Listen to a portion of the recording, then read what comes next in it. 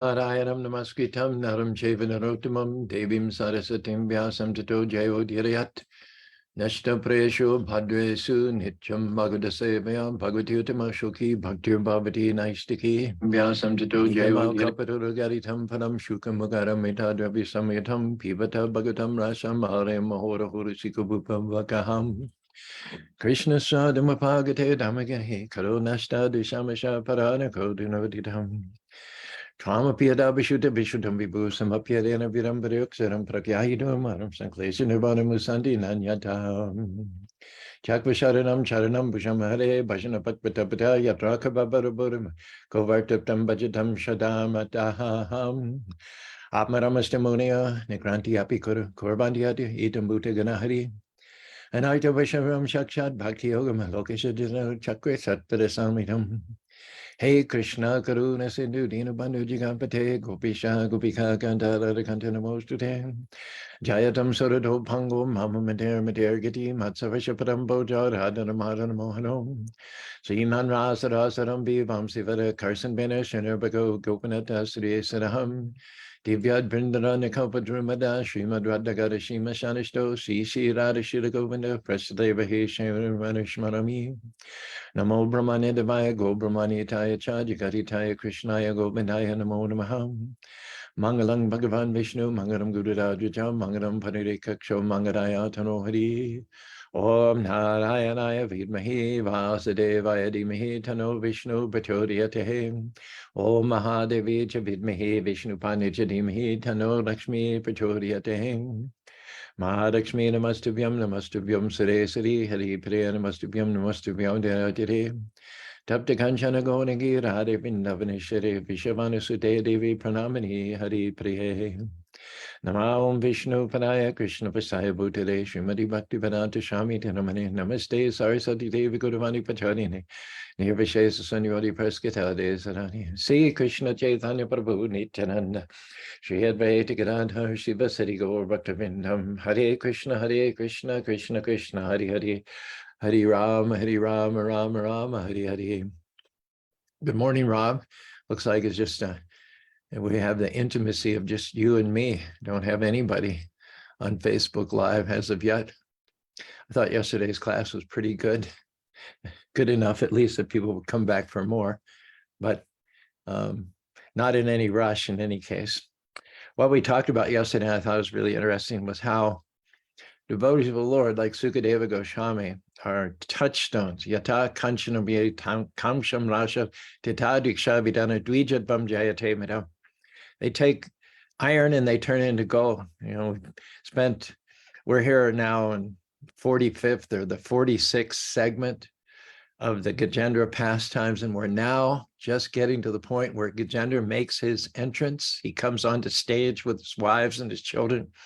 And the whole time up to this, we've simply talked about the heavenly planets, the inhabitants there, the different species like Vidyaharas, Apsaras, Gandharvas. We talked about the different types of flowers, the different types of trees, the different types of animals there, the lions and the flowers, the mountains, the rivers.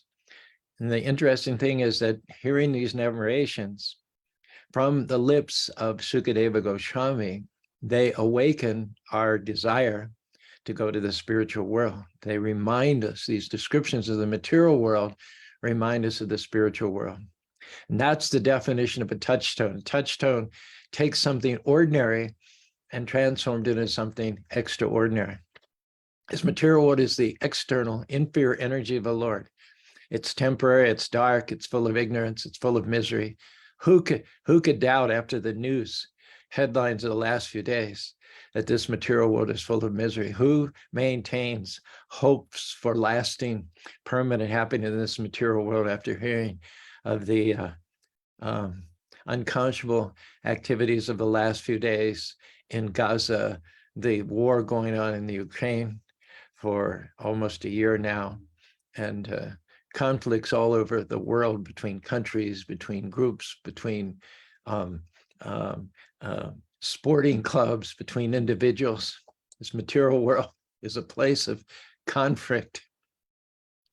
So who in their right mind would harbor ambitions to be permanently happy in this material world. We explained yesterday that in the desert, you may think you see water, but you have to stop, give yourself a moment of pause, and soberly think, what is water doing in the desert? Water is not found in the desert. If I want water, I need to turn around and go to where there's jungle.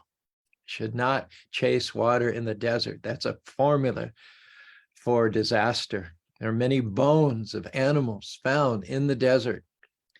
They were running towards what they thought was water.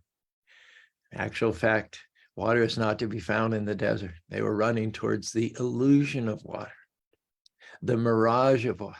In this material world is not a place of happiness. And we're seeing that almost day by day by day by day, one problem after another, one conflict after another, one bloody confrontation after another. If you want happiness, this material world is not the place to look for it.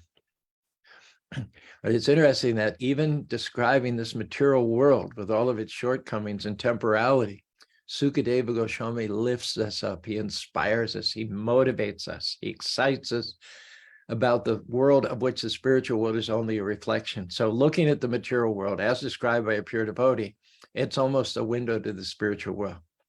We call the title of our yesterday's talk, Matters, a Dictionary to Spirit. If you're in Krishna conscious and you realize that this material world is a shadow reflection of the spiritual world, then everything about this material world reminds you of Krishna, reminds you of the spiritual world. On the other hand, there are professional Bhagavatam reciters. They come, they take money, and they recite the Bhagavatam for 7 days, Bhagavad Sapta. And they only recite the Bhagavatam as a means to getting material prosperity, getting wealth, getting influence, making a name for themselves. So you can sit throughout a Bhagavatam Sapta, you can sit for 7 days and listen to such a so-called Bhagavatam reciter and be more inflamed for material motives, for material ambitions, for material goals than you were before it. So things have flipped. A pure devotee talks about the material world and inspires us to go back home, back to Godhead. A non-devotee talks about the spiritual world and only inflames us with lust to enjoy more and more in this material world.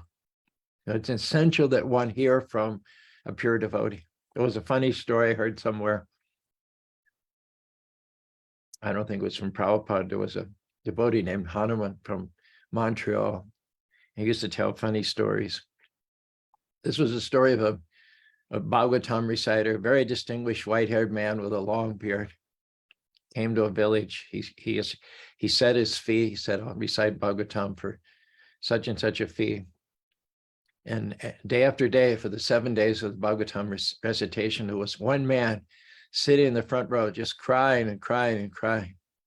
This Bhagavatam reciter thought to himself, I'm really effective. I'm really dramatizing the 10th canto of the Bhagavatam, the pastimes of Krishna and the gopis and the killing of Kamsa. He says, I'm doing such a good job. I'm squeezing at the heartstrings of this man. He's crying throughout the entire recitation, day after day after day. And he looks like a fairly well-to-do man. So in addition to the fee, he may give a big donation. So after the conclusion of the 7 days of the Sapta, the reciter went up to the man who was still in tears in the front row, and he kind of hinted, he was kind of fishing for compliments. So he said, you seem to have been profoundly affected by my recitation. And the man, with tears in his eyes and choking voice, he said, well, it wasn't so much your recitation, but it was the fact that your long white beard reminded me of the fact that my favorite goat died 7 days ago. It's put a pinprick in the balloon of the reciter's ego. All the time he's talking about Radha Krishna and embellishing the pastimes of Krishna and Vrindavan, thinking that this inspired the person in the audience, but actually all he was doing was reminding him of something totally mundane, totally ordinary. Yan mai tunari sukami to chum. says that the attraction, the main thing after which people hanker, dream, fantasize about is the sex attraction of boys looking for a girl and a girl's looking for a boy. And Gajendra has this. He not only has one wife, he has multiple wives. And presumably, he's achieved those wives by fighting with other bull elephants. Usually it's only the strongest and the most expert fighter who gets the girl in nature. Among buffaloes and elephants and llamas, there's always one dominant alpha male. It's not that every male gets one wife in these kinds of species. It's like the dominant male will get all the girls, and the other males will form a bachelor's club. They'll roam in an all-male group here and there. That was not Gajendra's fate. He was big, strong like a mountain. He'd been King Indradumna in his past life. He'd been a devotee. So he was reaping now some of the material corollary benefits of having performed devotional service. It is said in 6th canto, Tajman tushti kimaprabham jagatim lokashapati haritim paramashara. All the exalted personalities, or the heads of various planets and various elements like water and fire, wind, in this material world, achieve their positions by worshiping Lord Vishnu. Every demigod is where he is because in his past life he worshipped Lord Vishnu. And he didn't worship purely. His worship was not unconditional. Each and every demigod harbored a desire for power, for control. At the same time, they worshiped Krishna. They didn't worship Krishna purely, but they worshiped Krishna as mixed devotees. And so the fruit of their worship in a previous life is that they are promoted in this life to the position of demigods. In this Utah Valley, we sort of glean some of the philosophy of Latter-day Saints philosophy. And it seems to me, from what I've heard over the years, that a lot of the LDS philosophy has also to do with becoming demigods in one's next life. There's a quote by one of the past prophets named Lorenzo Snow. He said, as God is, man will become; as man is, God was. It's not that we become God. That's actually heretical. It's actually blasphemous. God means one. There's only one God, and there can be no competitor. But to the extent that we become godly or godlike or endowed with all righteous qualities, that's going to happen the more we associate with God. You become like those with whom you associate. Association creates the being. So if you associate with God by chanting his holy names and attending the temple and hearing scriptural passages, and then you will become godly or godlike. And if you have a material desire, if you're not willing to completely trust God with all of the elements of your life, you're not completely putting yourself in the hands of God so that he can do whatever he wants with you, but you're worshiping God with some conditions in mind, some hopes, some material ambitions that you aspire to fulfill through the worship of God. Krishna generally gives his worshipers what they want. So if you want something material, you'll get it. You miss out on eternal devotional service of the Lord. You'll miss out on going to that world from which no one comes back. You'll go and become a demigod. And so it may be that many members of the Church of Jesus Christ of Latter-day Saints will become demigods in their next life.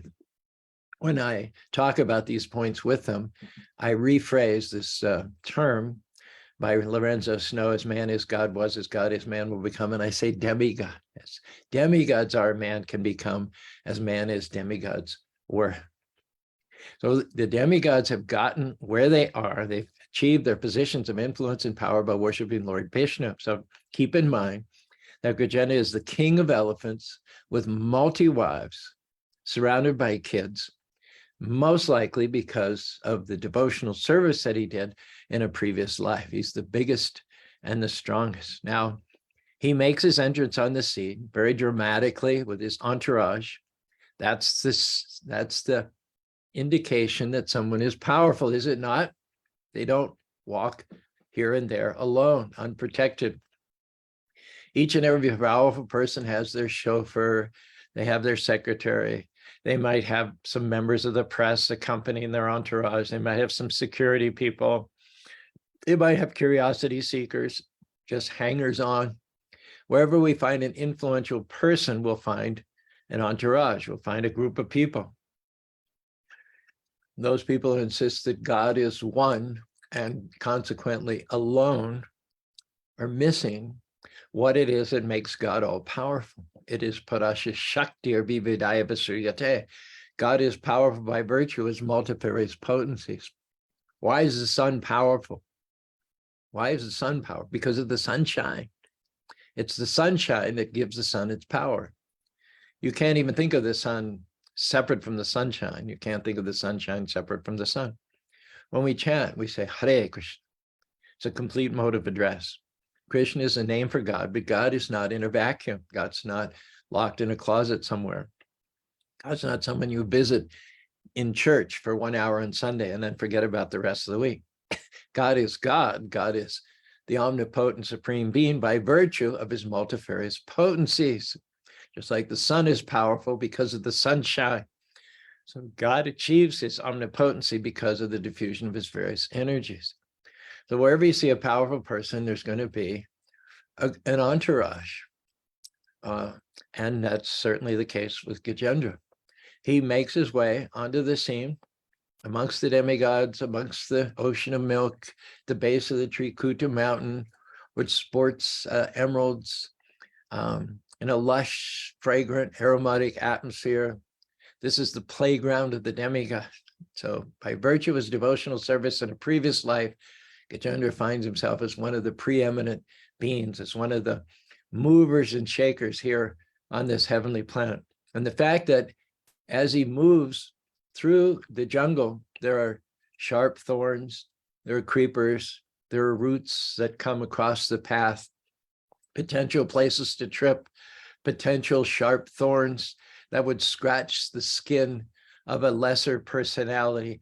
He is not bothered by any of that. His body is so muscular and his hide is so thick that no material circumstances can nick him, can scar him, can cut him. He's strong, he's wide, he's got a thick hide. And if anything gets in his way, he has the strength with his trunk just to pull it up. He can uproot whole trees. He can move aside rocks. If there's something that presents an irritation to him or an inconvenience, he has the strength to uproot it and just toss it aside. As he's reveling in his strength and walking forward in the midst of his wives and babies, he feels himself to be indomitable. And as a householder, he accepts very seriously the responsibility of providing comforts for his dependents. So he goes first. We can imagine that Gajendra is going first, making a path. The elephant is worshipped as the path maker.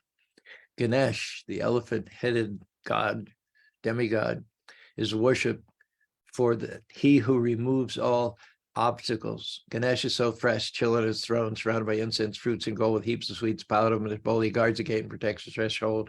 When you're blessed by Ganesh, you can conquer birth, disease, old age, and death because he pays the path that leads to the soul, and he's known for removing all obstacles.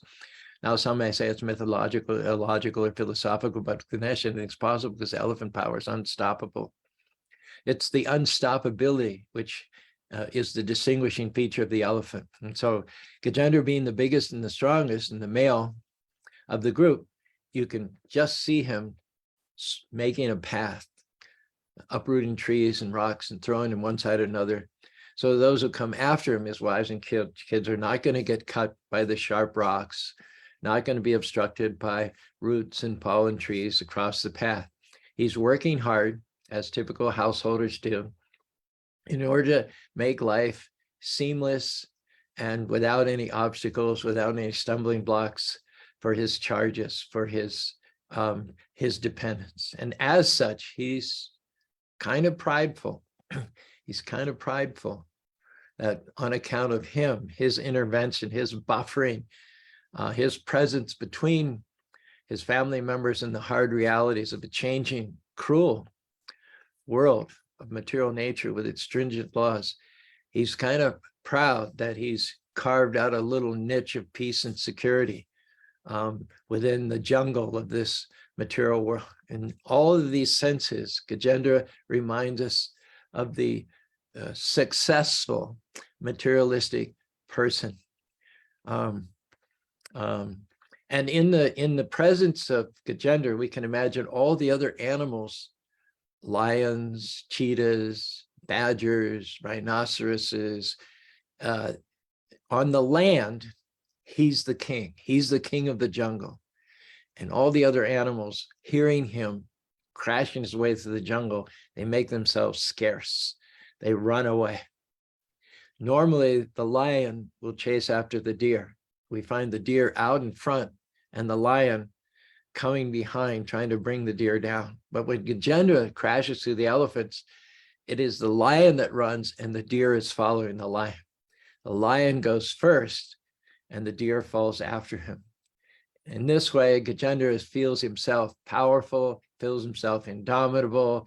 He doesn't think that anybody can touch him. He feels himself highborn. He can go where he wants. There isn't anyone who would dare challenge him. He can eat whatever he wants. He can mate with multiple partners. He's got powerful multi-marriages, a harem. He's got good kids, just like the influential materialists of this world. The influential materialists of this world on their speed dial, they have politicians, they have millionaires, they have facilitators, they have fixers. Just like there's a saying that if you throw down the peanuts, the monkeys will come. Powerful, influential people of this material world, they throw out the peanuts and the monkeys come. They pay people to make their crooked ways smooth. They pay people as fixers to achieve what they want to be achieved. And all of this, Kamala, Dala, Javana, Jivana, Talamala, we are warned that life itself is not stable. It's not comfortable. It's not guaranteed. It is precarious. Life is precarious in this material world. Just think of the events in the Middle East in recent days. There's a concert in the Negev desert. There are young people enjoying in the mood of enjoyment. They're listening to the music. They're taking intoxicants. They give no thought to the precarious position of living entities in this material world. And as you look at the videos, you see those paragliders, you see those little airplanes landing, and they don't think anything of it. They just think these are just people coming to the party. And yet little do they know that those are Hamas soldiers who have used that means of transportation to come over into Israel with their semiotic guns, and they're going to kill and they're going to capture. Everything turns on a dime. You think you're well situated, you think you're highborn, you think you have money, you think you have influence, you're used to throwing out peanuts and the monkeys coming in front. Before you, the lions run and the deer run after the lions. That's the symptom of someone who's truly powerful. The lions run and the deer run after the lions. Now here's Gajendra, intoxicated. He snorted some honey with his trunk and he's quite drunk. He's got the credits from a past life of devotional service in his bank account, at least up to this point. He's in the heavenly planets. It is said that even the Trikuta mountain, which overlooks all the area, is trembling at the thunder, at the reverberations that Gajendra's footsteps make. So heavy is the effect, is his footprint on the earth, that the mountain itself trembles. And in all of this, the dazzling sun is reflecting on the jewels, the emeralds, the diamonds, which are part of the landscape. And being prisms, those jewels give back the light in many, many different rays, and beautiful, beautiful hues and beautiful shades of red, yellow, green, so on and so forth. Now, at this point, the elephants have been wandering for some time. The sun is beating on the surface of the earth. They have gotten a little hot. They've gotten a little thirsty. So they're looking in all of this for a way to relieve their thirst and to bring down their bodily temperatures. So it's Gajendra, presumably, who has scented water, who has discerned the location of a nice pool nearby. Again, he's intoxicated in the presence of the females, just like, how many movies have you seen where the gangster, the mafia guy, owns the nightclub, and he's sitting on a special VIP table on a platform above the dance floor, surrounded by 5 or 6 beautiful girls with lots of cleavage showing, and they're all laughing. He's got a cigar in his mouth, and he's got a very expensive beverage in front of him, a highball, Jack Daniels, Jim Beam. Gajendra's like that. He's surrounded by females. He's got honey dripping down from his mouth. He's gotten drunk from snorting the honey. Bumblebees circle him, being attracted by the honey.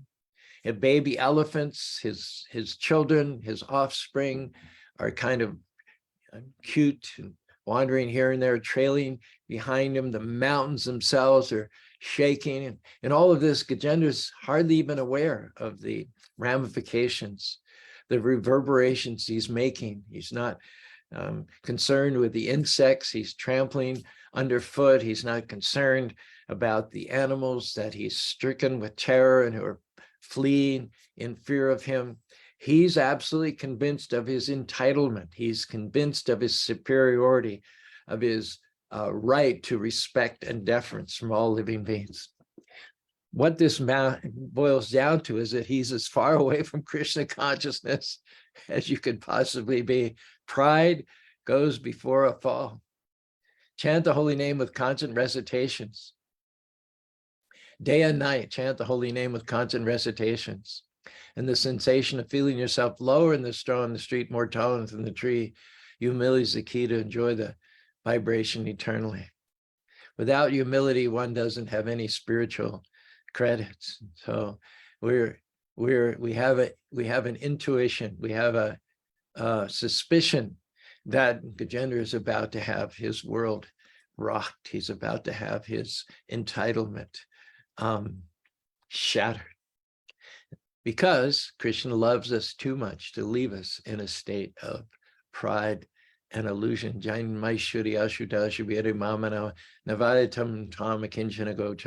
Those who are attached to high birth, influence, money, the opposite sex, good looks, they are disqualified from approaching the Lord. The Lord is impressed not with materially impressive people. After all, the Lord is the possessor of the 6 opulences of wealth, power, beauty, fame, knowledge. There isn't any way that you can impress the Lord with your power, that you can impress the Lord with your good looks, that you can impress the Lord with your knowledge.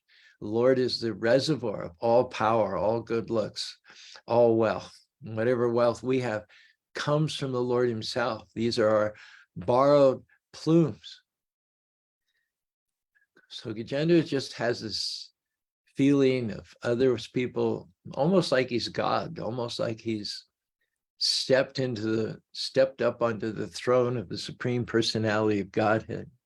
It's interesting too how, even though we only have a little tiny drop of Krishna's opulences, we're his parts and parcels. A tiny particle of sunshine has the same qualities as the sun. It possesses light and heat, not in the same quantity, but it has the same quality. So by virtue of our sharing the same qualities as God, we are eternal, full of bliss and knowledge. Sometimes our false ego gets used to hearing others' appreciation.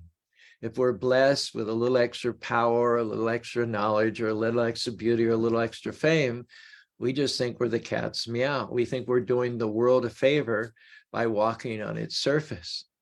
Uh, we're so used to being in sunlight, we can't even imagine what it's like to stand in the shadow, what to speak in the darkness. So Ganesh has Gajendra has just become conditioned. He's become used to accepting the deference of all those who surround him. And he's about to end up with a rude awakening.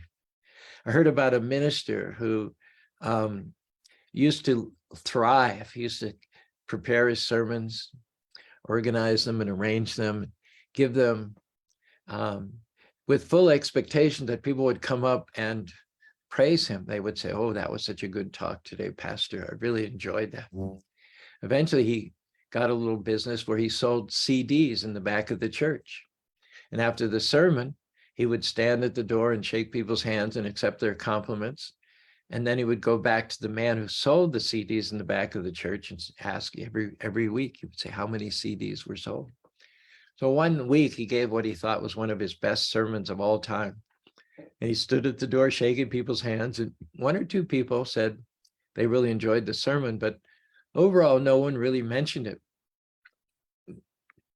CVD and the minister was a little disappointed, but then he thought, I have the best part yet to come. The best part of my day is yet to come. I still have to go and ask the man at the back of the church how many CDs. That will be the real indication of how many people like my sermon. So he went to the person who sold the CDs and he said, how many CDs of my sermon did you sell this today? And the man said, I didn't sell any this week, but someone returned one from last week. The Krishna loves us too much to leave us feeling that we're special, feeling that we're entitled, disregarding the feelings of others, stamping through the forest, throwing things aside, hurting little insects, uprooting wildlife.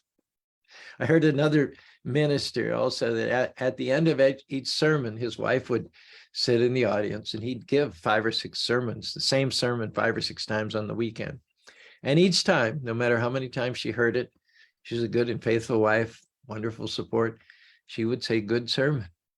He might give 4 sermons on a weekend, and every 4 times she would come up and say, good sermon. Well, one weekend she came up and said, great sermon. Wow, that was pretty heady stuff. She'd never said great sermon to him before. The following weekend, she went back to say it was a good sermon. And then all of a sudden that compliment was not good enough for him anymore. He wanted to hear great sermon. That was the new bar. That was the new standard. So how easily we get. The pauper is proud of his penny. Prabhupada told the story one time of a man he saw in the train, a very poor man who had nothing except some charred pieces of wood. The wood had already been used to light a fire. And some or other, he scavenged the half-burned pieces of wood, wrapped them with a string, and he was carrying them with him on the train going somewhere. And he was very watchful. He put the wood up on the baggage rack, but his eyes never left the wood. He thought, someone will come to steal my wood. He was so proud of his wood. He was so afraid that someone would steal his wood. In the same way, it says the pauper is proud of his penny. Krishna is effortlessly all-powerful. Krishna, without going to the gym, without taking creatine, he's the power behind the thunderbolt. He's the power behind hurricanes and tidal waves. Without having to work on it, without having to become anything, he is himself full in all 6 opulences. And when we get a little tint, a little drop of one of his opulences, a little bit of power, a little bit of strength, a little bit of beauty, we feel ourselves as God. We feel ourselves as totally entitled. I heard a story about a movie star from the past. He was so popular that he used to have people camp out the night before his birthday below his balcony to wish him a happy birthday first thing in the morning. He would come out on his balcony and there'd be a crowd of people clapping and cheering and singing happy birthday to him. And this went on throughout his 20s, and it went out throughout his 30s and throughout his 40s and throughout his 50s. But then he got into his 60s. He didn't have so many parts in movies offered him anymore. There were new stars. younger people, better looking people, fresher people who captured the fascination of the fickle audience. And in his 60s and 70s, he would come out in the balcony like he'd done for decades before, and there'd be no one there, no one to herald his birthday, no one to applaud, no one to sing happy birthday. It got to the point where even his family did not acknowledge his own birthday. No one cared, no one knew. That same balcony where he used to revel in the adoration of the public. Now, in his 60s and 70s, he would come out all alone under the balcony the morning of his birthday and cry, being heartbroken. Similarly, in that connection, you may be familiar with the famous chess player Bobby Fischer, who was absolutely brilliant. He was from the United States, and he was famous for playing against Russian champions, European champions, champions all over the world. He was such a good chess player and such a charismatic personality that there were movies made on his life story. He was so smart, he was so gifted with intelligence that one story is that he called his daughter one time on the phone.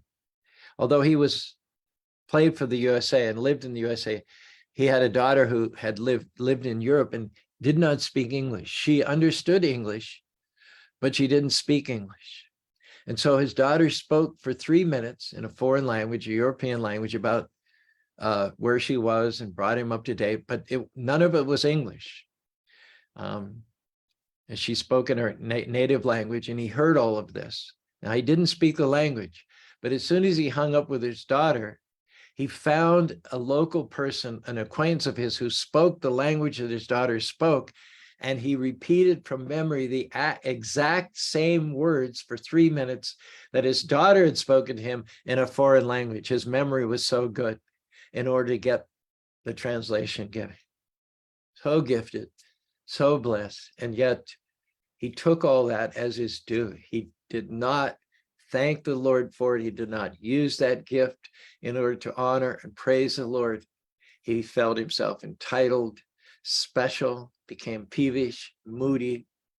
When he would be in the middle of a chess game, if someone coughed or sneezed, he would go into he would become enraged and storm out of the game. The sound of a shoe scraping on the floor was enough to set him off. If a clock was ticking too loudly, he'd quit a champion game. Sort of the John McEnroe of the chess field. Eventually, he became so capricious and whimsical, uncontrollable, that he ended up in prison. If we do not appreciate and thank God and use what God has given us in his service, that is a formula for downfall. Cassius Clay, when I lived in LA, I ran the LA Marathon on a few occasions. A couple of those occasions, Cassius Clay came out and he fired the starting gun for the LA Marathon. Of course, when we think of Cassius Clay, we think of his all-time quote, "I am the greatest. I am the greatest." He could punch out Sonny Liston, Joe Frazier. He could put all their lights out. But then later on in life, he couldn't even pick up a cup of coffee without his hand shaking. So that younger version of Cassius Clay, who bragged to the world and put on a show, "I am the greatest," later on in life, he then said, "I am the greatest fool." He continued to say, "I'm the greatest" in his old age when he was in advanced stage of Parkinson's, but he added one word to the end of the sentence. He said, "I am the greatest fool." Now, that consciousness, we learned from all these different stories and examples that the consciousness of thinking of oneself as special, eventually the Lord, because he loves us too much, he cuts us down to size. He reminds us that we're not the whole. We're not the part. The greatest beauty queen, the one who enamors men, who causes them to be blithering idiots when they see the beauty of this special girl. She cannot bring back her beauty after the age of 40 or 50, with all the cosmetic surgery, with all the Botox, with all the breast implants. She doesn't bring back her beauty. She can never revive the adoration or adulation that she inspired amongst the opposite sex She just becomes pathetic. She becomes an object of pity. I remember one time I was driving Hollywood Boulevard in Los Angeles, and there was this old woman. She must have been 70 years old, but she had sprinkles on her face. She had her hair made up. She was wearing some sort of a special hat. She was wearing a mini skirt, and high-heeled shoes, and she was strutting her stuff on Hollywood Avenue. No man was looking at her with lust in his heart. Pity was rather the emotion that came up. Consider the celebrities in sports, how famous they become, how well known they become.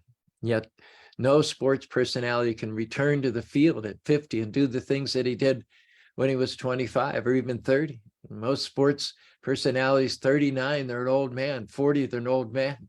Tom Brady, who won so many Super Bowls for the New England Patriots, was let go because they thought he was too old, and then he won a Super Bowl after transferring, even at the ripe old age of 34 or 35.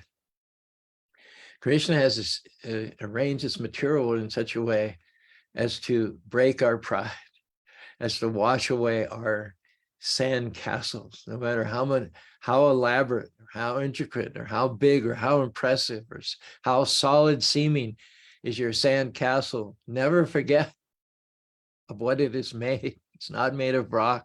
It's not made of granite. It's not made of marble. Whatever we create in this material world, whatever niche we chip in, it is made out of sand, the shifting sands of this material world. Everyone in this material world is taking selfies. They're posting on Facebook. They're seeing how many likes they're getting, how many followers they're getting. At this point, we have to invoke a song, a poem, which entitled, "This Too Shall Pass Away," the theme song, the anthem of this material world. Once in India reigned a king who upon his signet ring engraved a maxim true and wise, which if held before the eyes, gave him counsel at a glance fit for any chance. Solemn words, and these were they: even this will pass away. Trains of camels through the sands brought him gems from Samarkand. Fleets of galleys through the seas brought him pearls to match with these. But he counted not his gain. Treasures of the mine are made. What is wealth, the king would say? Even this will pass away.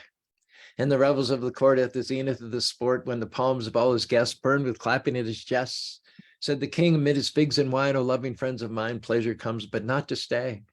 Say it with me: even this will pass away. Fairest lady ever seen, he made his bride and crowned his queen, pillowed on the marriage bed, whispering to his soul, he said, "Bridegroom, never press fair bosom to his breast, but mortal flesh will come to clay. Yes, even this will pass away." Fighting on a furious field, once a javelin pierced his shield, soldiers loud lament bore him bleeding to his tent, groaning from his tortured side. Pain is hard to bear, he cried, but with patience, day by day. Yes, even this will pass away. Towering in the public square, 20 cubits in his air, stood his statue, carved in stone. Then the king, disguised unknown, stood before his sculptured name, musing meekly, what is fame? Fame is but a slow decay. Even this will pass away. Finally, struck with palsy, wise and old, weighing the gates of gold, said the king with his dying breath, life is done, but what is death? In answer to the king fell a sunbeam on his ring, showing by a heavenly ray, even this will pass away. So the scene is set. We'll talk about what happens tomorrow. But Gajendra is walking, he's intoxicated, he doesn't care who he steps on, he feels special, he feels entitled, he feels free to do what he wants. All of this is a perfect recipe for downfall. Final story in this connection. Certain time of year, especially in Bengal, they worship Durga. Durga statue, Durga icon is placed on a donkey and paraded through the towns of Bengal, and people bow down before the image of Durga on the back of the donkey. The donkey is thinking, finally, after all this time, finally they've understood how great I am. They're bowing down to me. They're doing arti to me. They're offering incense. They're offering a ghee lamp. It's about time that they realize how great I am. And being intoxicated with, again, the feeling of speciality, the feeling of entitlement, the donkey begins braying and dancing. And what happens? is that the deity falls from his back and people start whipping the donkey. They take sticks and they beat the donkey right across his head. And the donkey's thinking, oh, my singing and dancing was so great, so special, so artistic, so expert, so talented. People are envious. They wish they could be like me. And that's why they're beating and dancing. So this whole misunderstanding derives from the fact that the donkey thought that the worship was coming to him, that the worship was due him.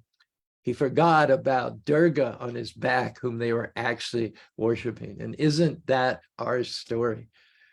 Our wealth, our fame, our knowledge, such as it is, are borrowed plumes. We have them only because of the mercy of the Lord. The purpose for which we're gifted in these ways are to honor the Lord with those qualities, and failing to use what we've been gifted in order to honor the Creator and our supreme benefactor, we're cruising for a bruising. We're set up for a fall. We can end with that sobering thought and continue tomorrow on Wisdom Wednesday. Let me just take some liquid here.